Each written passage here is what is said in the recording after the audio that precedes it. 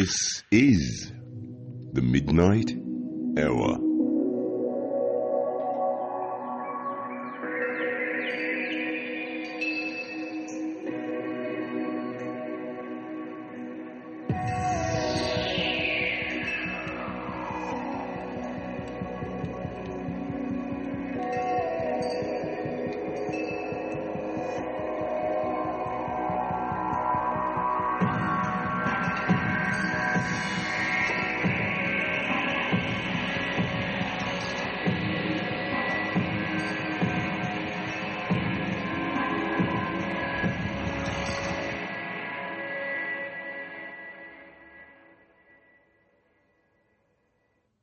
Picture this. The year is 1820. The American South. Close your eyes for a moment and tell me what you see. Chances are your mind conjures sweltering heat, right? Cotton fields stretching endlessly under a merciless sun. The crack of a whip echoing across humid air. Bodies bent over crops, drenched in sweat, laboring from dawn until the stars emerge. But here's what most people miss. What history books conveniently forget to mention. For millions of enslaved people, the deadliest enemy wasn't always that scorching southern summer. The true killer? The one that crept in silent and unannounced? It was winter. The biting, bone-deep cold that turned survival into an hourly battle. The frost that could steal your toes while you slept. The icy winds that found every gap in walls built to fail. This is the story nobody tells you. The chapter they skip over when discussing American slavery. Because focusing on summer labor is easier, somehow more comfortable than confronting what happened when temperatures plummeted and the world turned white. Today, we're going somewhere different. We're walking into the frozen reality of 1820, into cabins where breath became visible fog, where children shivered through endless nights, where warmth was a luxury reserved for those who owned human beings as property. This isn't the slavery narrative you learned in school. This is colder, harsher, and somehow it reveals an even more extraordinary testament to human resilience than you ever imagined. Let me take you there. Really take you there. It's January 1820, somewhere in Virginia, maybe Georgia, could be South Carolina. The location almost doesn't matter because the experience was devastatingly similar across the South. You wake, if you can call it waking when you never truly slept, before the sun thinks about rising. 4:30 in the morning, maybe earlier. Darkness still owns the world. Your feet touch the cabin floor. Except touch is the wrong word. Your bare soles make contact with wood so frozen it burns like fire. Ice has formed on the inside of the walls. Yes, inside. The cracks between the logs, and there are many, might as well be open windows. Wind doesn't just whistle through them. It screams. It tears. It invades every corner of the 12 by 12 foot space you share with 8, maybe 10 other people. The clothes you wore yesterday, the same clothes you'll wear today and tomorrow and the day after that, hang stiff with cold. Putting them on is like wrapping yourself in frozen burlap. Because that's essentially what they are. Rough, thin fabric that wouldn't keep a scarecrow warm, let alone a human being facing temperatures that regularly drop below freezing. You see, winter exposed the mathematics of slavery in its most brutal form. Enslavers faced a calculation. Invest in warm clothing, proper shelter, adequate food, or accept a certain percentage of loss. And I'm talking about human beings when I say loss. Children who wouldn't see spring, elders who'd succumb to pneumonia, working-age adults whose frostbitten fingers became gangrenous. The decision was almost always the same. The investment wasn't worth it. Not economically. Consider the contrast for a moment. Up at the main house, fireplaces roared in every room. Thick walls, glass windows, heavy curtains. The Masters family complained about drafts while wearing wool coats indoors, while sipping hot drinks, while sleeping under quilts that had more warmth in one blanket than an entire slave cabin possessed. Meanwhile, down in the quarters, Rations actually decreased during winter. The logic was perverse, but perfectly clear to those who viewed humans as livestock. Less field work meant less energy expenditure, which meant less food required. Never mind that your body needs more calories to fight the cold. Never mind that malnutrition makes you exponentially more susceptible to disease. Pneumonia swept through the quarters like wildfire. Influenza turned cabins into death chambers. Frostbite claimed fingers, toes, ears, body parts that simply froze and died while their owners struggled to survive. Hypothermia was so common it didn't even have that name yet. People just called it freezing to death, which is exactly what it was. And here's the thing that cuts deepest. It was preventable. Completely, entirely preventable. A few extra blankets, sturdy boots, warmer clothes, properly chinked walls. These weren't luxuries requiring enormous wealth. They were basic human necessities that cost less than a horse's winter care. But enslaved people weren't afforded even that consideration. They were investments to be maintained at minimum cost, not human beings deserving of basic dignity and survival provisions. So when we talk about winter in 1820, we're talking about more than just weather. We're talking about a season weaponized by indifference, an accomplice to a system designed to extract maximum labor at minimal expense, with human suffering as an acceptable externality in the profit equation. But here's where the story shifts. Because if you're expecting only misery and death, you're missing the most powerful part of this history.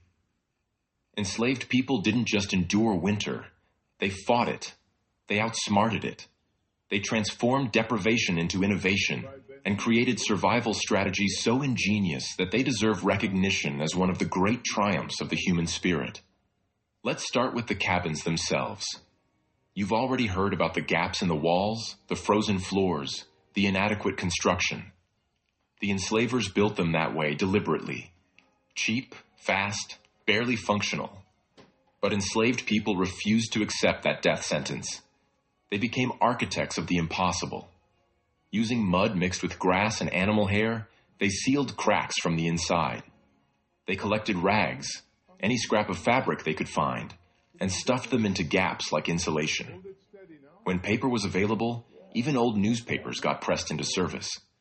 Some people hung cloth or animal hides on the interior walls, creating a dead air space that provided extra protection against the wind. Floors were covered with anything that could add a layer between human skin and frozen wood. Straw, leaves, pine needles. These weren't decorative choices. They were the difference between waking up with sensation in your feet or not waking up at all. Fire was life, but firewood wasn't provided in sufficient quantities, so enslaved people became experts at fuel conservation. They learned to bank fires overnight, carefully arranging logs so they'd smolder rather than burn out, providing heat through the darkest hours. They collected every fallen branch, every piece of scrap wood, hoarding it like gold because that's exactly what it was worth. And then there were the quilts. Oh, the quilts. Talk to any historian who specializes in this period and they'll tell you, quilting among enslaved communities wasn't just craft. It was survival technology. Women, and some men, transformed literal garbage into warmth. Scraps of fabric too worn for clothing, old flour sacks, any textile material that could be salvaged got carefully stitched together. But these weren't random patchworks. Quilters developed techniques to maximize warmth. Layering materials, creating pockets of trapped air, using specific stitching patterns that held heat. Some quilts incorporated wool from discarded sweaters. Others used layers of thin fabric to create insulation through air gaps. The quilting circle was where knowledge transferred between generations. Older women taught younger ones not just how to sew, but which materials worked best, which patterns held together longest, how to make stitches tight enough to prevent cold air from penetrating. This was engineering disguised as domestic work. Food presented another challenge, another opportunity for ingenuity. Official rations during winter might be reduced to a peck of cornmeal per week, maybe some salted pork if you were lucky. That's not enough to sustain a human being through freezing temperatures. So enslaved people supplemented.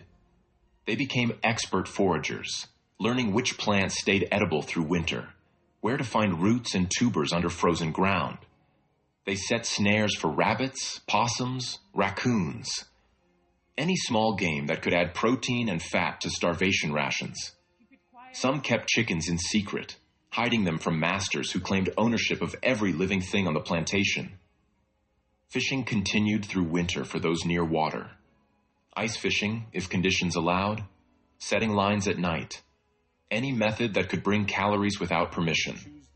Herbal medicine became crucial. Enslaved people developed encyclopedic knowledge of plants that could fight fever, ease coughs, treat frostbite. This knowledge came from African traditions, from Native American allies, from desperate experimentation. Teas made from pine needles provided vitamin C. Poultices from specific tree barks reduced infection. Remedies passed orally from person to person because writing them down could mean punishment. Perhaps most importantly, people shared. In a system designed to pit individuals against each other, winter demanded cooperation. Families crowded together for warmth, combining body heat to survive nights that would kill someone sleeping alone. Elders and children clustered in the center of sleeping spaces, surrounded by adults who could generate more warmth.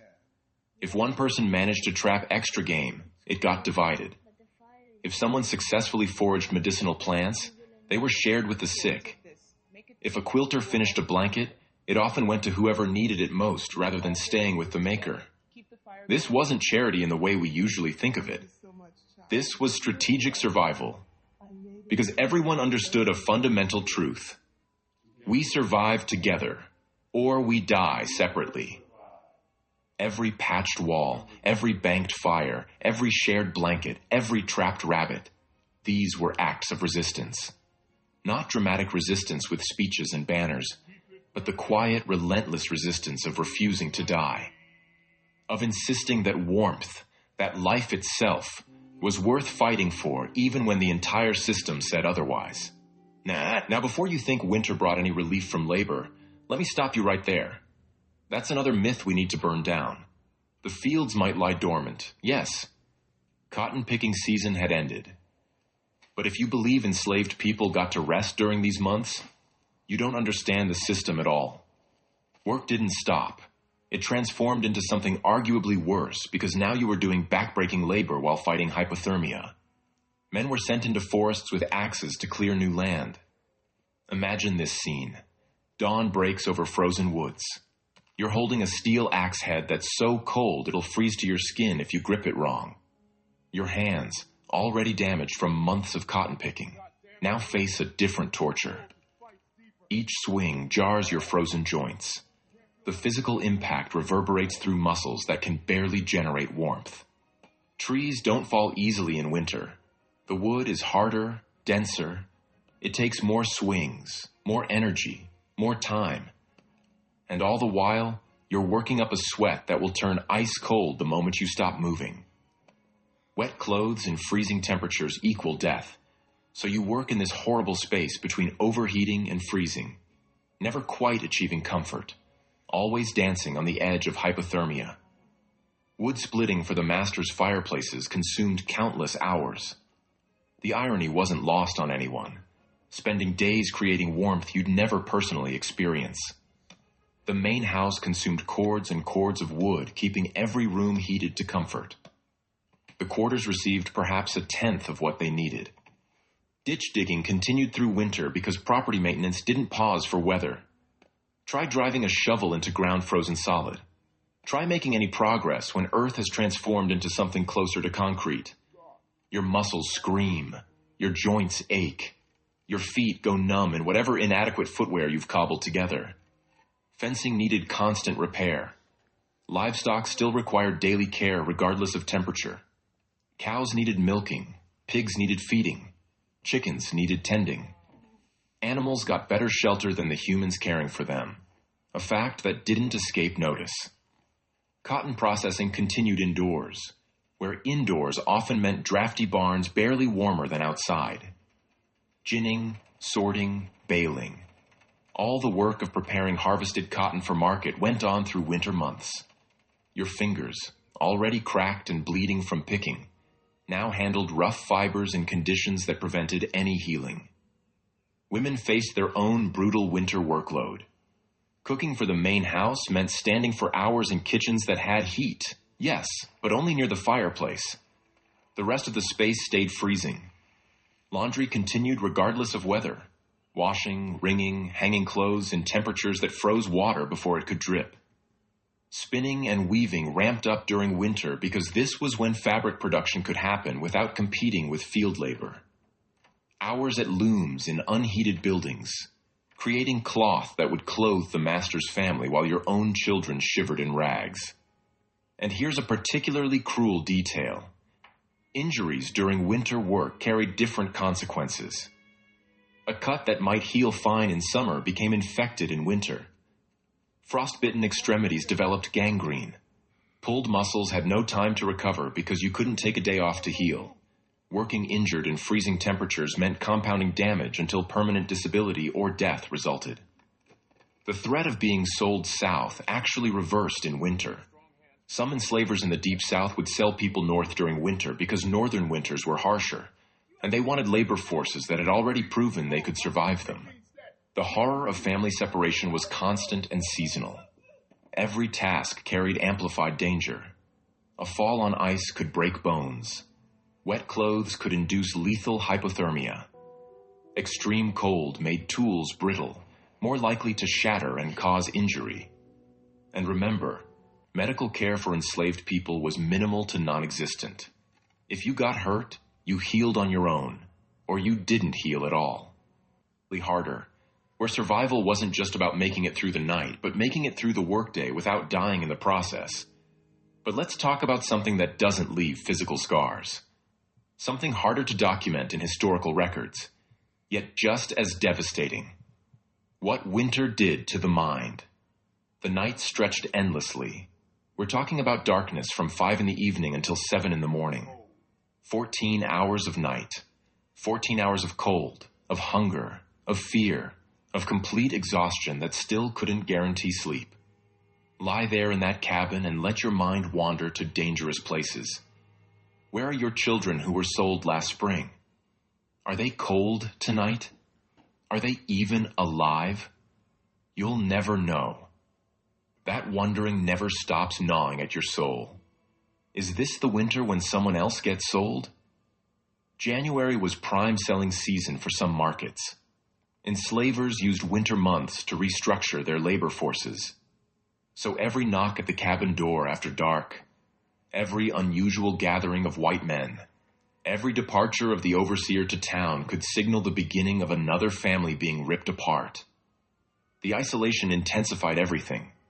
In summer, despite the brutal work, there was movement between plantations, more interaction, occasional gatherings. Winter locked people down. Travel between plantations decreased dramatically. The already small world became microscopic, and that claustrophobia fed depression, anxiety, despair. Children born in winter faced terrible odds. Infant mortality spiked during these months. Mothers knew this. Can you imagine the fear of giving birth in January, knowing your baby's chances of survival were drastically lower than if they'd been born in summer? Knowing that no matter how much you loved them, how carefully you tried to keep them warm, the cold might take them anyway. Illness wasn't just physically debilitating. It was psychologically terrifying. A persistent cough could be just a cough, or it could be the beginning of the pneumonia that killed your neighbor last winter. Fever could be minor, or it could be the illness that leaves you too weak to work, marking you as unproductive, making you vulnerable to being sold or simply left to die. Yet, and this is critical, despair wasn't the only response. It couldn't be, or no one would have survived. The same long nights that bred fear also created space for something powerful: storytelling. When physical work was impossible, when the cold was too intense for movement, people gathered and they talked. They told stories. Stories of freedom. Stories of heroes. Stories of ancestors and Africa. Stories that reminded everyone that their existence had meaning beyond their current suffering. that their lives were part of a longer narrative that included dignity, achievement, and possibility. Spirituals emerged from these gatherings, songs that wove pain and hope into something transcendent. These weren't just entertainment. They were emotional survival tools. Singing together created bonds, reinforced community, reminded people they weren't alone. The lyrics spoke of liberation, sometimes literal, sometimes spiritual, always offering a vision of something beyond the immediate horror. Religious faith intensified during winter. When human comfort was impossible, divine comfort became even more essential. Prayer circles formed. Stories from the Bible, particularly Exodus, particularly stories of deliverance, took on immediate relevance. This wasn't opiate of the masses' passivity. It was active hope maintained against impossible odds. Elders played a crucial role here. Those who had survived previous winters became living proof that survival was possible. Their presence, their stories, their continued existence was a form of resistance against despair. They taught coping strategies, both practical and psychological. They reminded younger people that spring would come, that warmth would return, that survival today meant freedom might come tomorrow. Relationships deepened in winter's forced proximity. Marriages strengthened or fractured under pressure. Friendships became lifelines. The community bonds that formed in those frozen quarters were forged in circumstances that tested every limit of human endurance. And somewhere, in the darkest hours, people planned. They planned escapes that would happen in spring. They planned resistance. They planned how to protect their children. Planning was its own form of psychological survival because it insisted on a future where things might be different. The psychological resilience required to survive winter and slavery doesn't fit into neat historical narratives. It's messy, contradictory, moments of profound hope existing alongside profound despair. But that complexity is exactly what makes it so remarkably human. So here we are, emerging from the winter of 1820, and you have to ask yourself, what did we just witness? We witnessed human beings subjected to conditions designed to break them, and we watched them refuse to break. We saw people who had every reason to give up instead develop engineering solutions from scraps.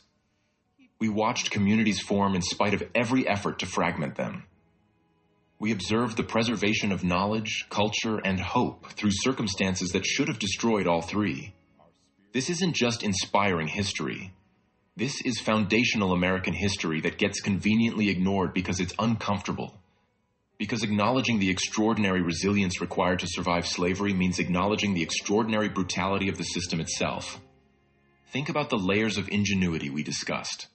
The architecture of cabin modification, the textile engineering of quilting, the botanical knowledge of foraging and medicine, the social structures that enabled resource sharing, the psychological frameworks that maintained hope. Each of these represents a triumph of human intelligence and determination operating under conditions specifically designed to prevent exactly that.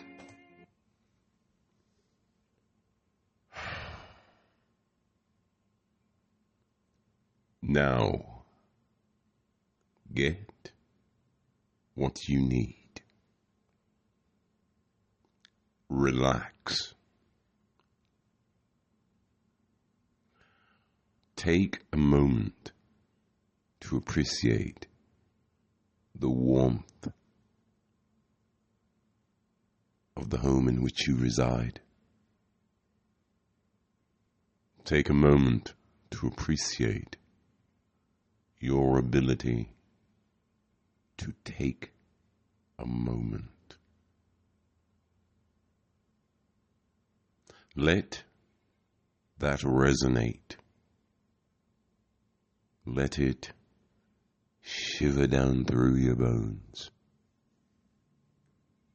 with some mellow morning magic.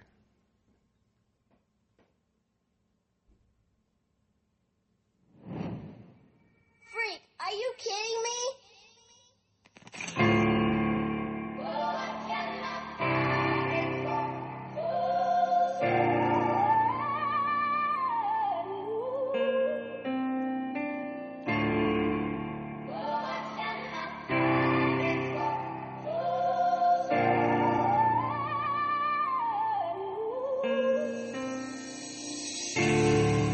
It's all gonna be alright.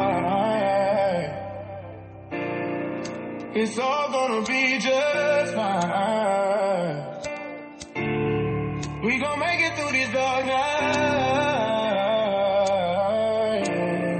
We gon' make it through this dark night. Lit. It's all gonna be alright. It's all gonna be just fine. We gon' make it through them hard times. We gon' make it through them hard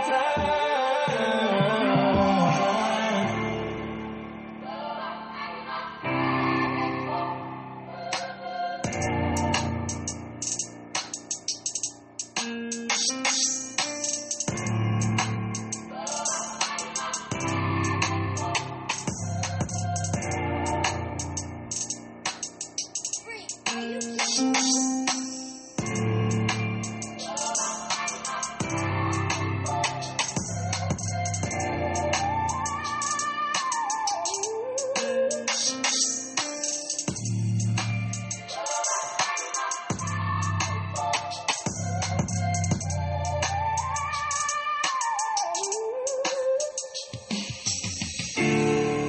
It's all gonna be alright. It's all gonna be just fine. We gon' make it through this dark night. We gon' make it through this dark night. It's all gonna be alright. It's all gonna be just fine. We gon' make it through them hard times. We gon' make it through them hard times.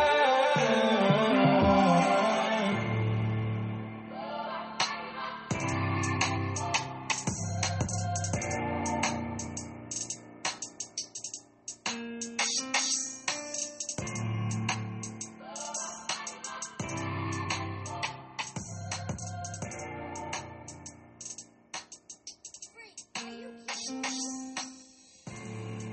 It's all gonna be alright. It's all gonna be just fine. We gon' make it through this dark night. We gon' make it through this dark night.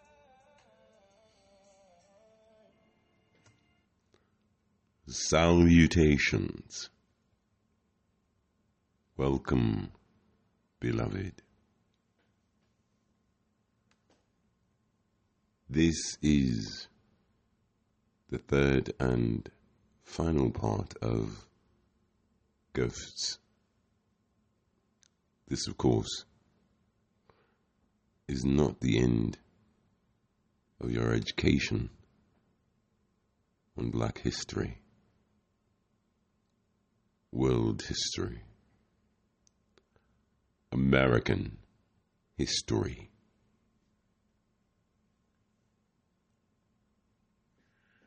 Beloved, I have previously regaled you with tales of my Nana. As stated, she lived to be a ripe 104 years old. The miracles, the hardships that she witnessed, that she endured, that she survived, they boggle the mind.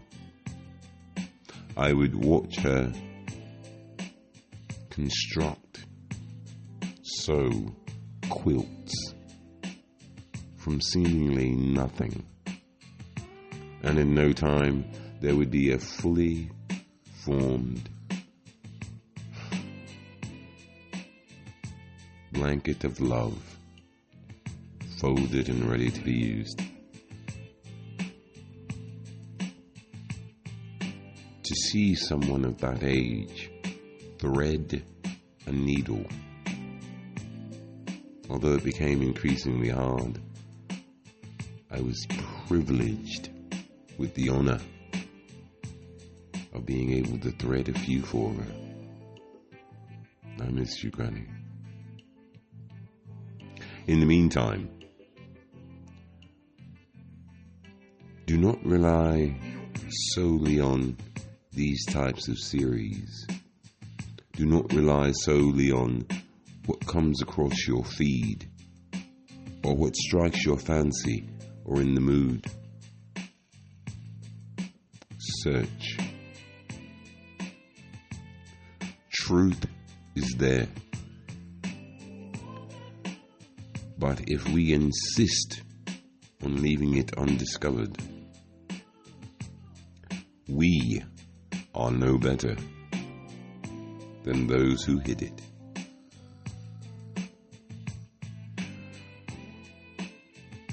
This has been episode 62 of the Midnight Hour. As the weather transitions, as we embrace warmer days, let us not forget those who, for many of us, made this more comfortable existence possible.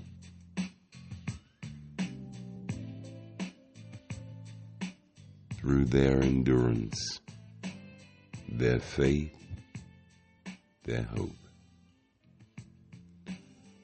Journey well. Stay safe.